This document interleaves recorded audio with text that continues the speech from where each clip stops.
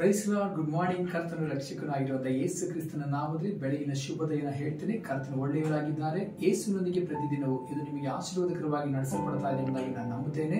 ಪ್ರತಿಯೊಬ್ಬರು ಕೂಡ ವೀಕ್ಷಿಸ್ತಾ ಇದ್ದೀರಿ, ಅನೇಕರು ಸಬ್ಸ್ಕ್ರೈಬ್ ಮಾಡ್ತಾ ಇದ್ದೀರಿ. ನಿಮ್ಮ ಸ್ನೇಹಿತರಿಗೆ ತಿಳಿಯಪಡಿಸಿರಿ, ಅವರು ಕೂಡ ಆಶೀರ್ವಾದ ಹೊಂದಿರಿ. ನೀವು ಮಾತ್ರ ಆಶೀರ್ವಾದ ಹೊಂದಿದ್ರೆ ಸಾಕ, ಪ್ರತಿಯೊಬ್ಬರು ಕೂಡ ಆಶೀರ್ವಾದ ಹೊಂದಬೇಕು. ನಿಮ್ಮ ಸ್ನೇಹಿತರಿಗೆ ತಿಳಿಸ್ರಿ, ಇತರ ವಿಶ್ವಾಸಿಗಳಿಗೆ ತಿಳಿಸ್ರಿ, ಅವರು ಪ್ರೋತ್ಸಾಹ ಹೊಂದಲಿ, ಅವರು ಬಲಪಡಿಸಲ್ಪಡಲಿ. ಯಾಕಂದ್ರೆ ಅನೇಕರು ಕಷ್ಟದ ಪರಿಸ್ಥಿತಿಯಲ್ಲಿ ಹಾದು ಹೋಗ್ತಾ ಇರ್ತಾರೆ.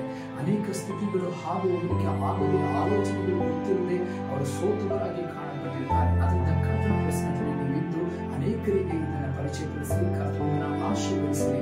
ವಿಶೇಷವಾಗಿ ಇವತ್ತು ಬೆಳಗಿನ ಸಮಯದಲ್ಲಿ ಕರ್ತನ ಮನೆಯಲ್ಲಿ ಮಾತನಾಡಲು ಬಯಸ್ತಾ ಇದ್ದಾರೆ. ಯಾಕಂದ್ರೆ ದೇವರು ಗಾಯಪಟ್ಟವರನ್ನ ವಾಸಿ ಮಾಡಲಿಕ್ಕೆ ಶಕ್ತರಾಗಿದ್ದಾರೆ. ಯಾಕಂದ್ರೆ ಇವತ್ತು ನಾವು ನೆನೆಸಬಹುದು, ಮನುಷ್ಯರಿಂದ ಗಾಯಪಟ್ಟಿದ್ದೇವೆ, ಮನುಷ್ಯರನ್ನ ಗಾಯಪಡಿಸ್ತಾ ಇದ್ದಾರೆ, ವೇದನೆ ಪಡಿಸ್ತಾ ಇದ್ದಾರೆ, ದುಃಖಪಡಿಸ್ತಾ ಇದ್ದಾರೆ, ಗಾಯದ ಮೇಲೆ ಗಾಯ, ಮರೆ ಮೇಲೆ ಮರೆ ಇರ್ತಾ ಇದೆ. ಈ ರೀತಿ ಎಲ್ಲ ಕಷ್ಟಪಡ್ತಾ ಇದ್ದಾಗಿ ನೆನೆಸ್ತೀರಾ?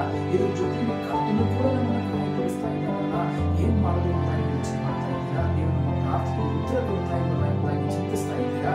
ಆದರೆ ಭಕ್ತನಾದ ಯೋಬನ ಕುರಿತಾಗಿ ಸತ್ಯದಲ್ಲಿ ಈ ರೀತಿಯಾಗಿ ಹೇಳ್ತದೆ. ಯೋಬನ ಪುಸ್ತಕ 5ನೇ ಅಧ್ಯಾಯ ಅದರ 18ನೇ ವಾಕ್ಯ ನಿಮಗೋಸ್ಕರವಾಗಿ ನಾನು ಓದಲಿಕ್ಕೆ ಬಯಸ್ತೇನೆ. ಓದಿ ನೋಡ್ರಿ. ಯೋಬನ ಪುಸ್ತಕ 5ನೇ ಅಧ್ಯಾಯ ಅದರ 18ನೇ ವಾಕ್ಯ.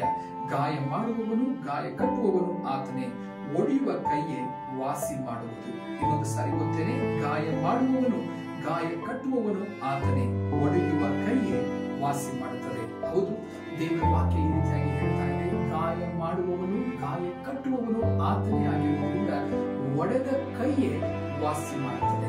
ಇವತ್ತು ಏನ್ ವೇದನೆಯಲ್ಲಿ ಹೋಗ್ತಾ ಇದ್ದೀರೋ, ಯಾವ ದುಃಖದಲ್ಲಿ ಹಾದು ಹೋಗ್ತಾ ಇದ್ದೀರೋ, ಯೋಸೇಫನನ್ನ ದೇವರು ಪುಟಕ್ಕೆ ಹಾಕಿ ಶೋಧಿಸಿದರಂತೆ.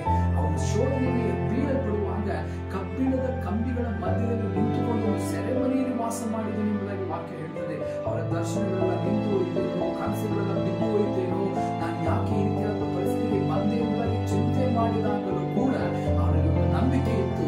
ಕರ್ತನನ್ನ ಒಂದು ದಿನ ಕಟ್ಟೆ ಕಟ್ತಾರೆ, ನನ್ನ ಎಬ್ಬಿಸ್ತಾರೆ, ನನ್ನ ಕನಸುಗಳ ದರ್ಶನಗಳು ನೆರವೇರುತ್ತದೆ, ನನ್ನ ಪರಿಸ್ಥಿತಿಗಳು ಬದಲಾಗ್ತದೆ ಎಂಬ ನಿರೀಕ್ಷೆ ಇತ್ತು. ಅದರಿಂದ ಕಟ್ಟಲಿಲ್ಲ, ಸೆರೆಮನೆಗೆ ಹಾಕಲ್ಪಟ್ಟ ಪರಿಸ್ಥಿತಿಯಲ್ಲಿ ಹಾದು ಹೋಗ್ತಾ ಇದ್ದೀರಾ, ಎಲ್ಲಿ ಹೊರಗಡೆ ತಲೆ ಮಾಡಲಿಕ್ಕೆ ಆಗ್ತಾ ಇಲ್ಲ, ಹೋಗ್ಲಿಕ್ಕೆ ಆಗ್ತಾ ಇಲ್ಲ ಎಂಬ ಚಿಂತೆ ಇರುತ್ತಿಲ್ಲ.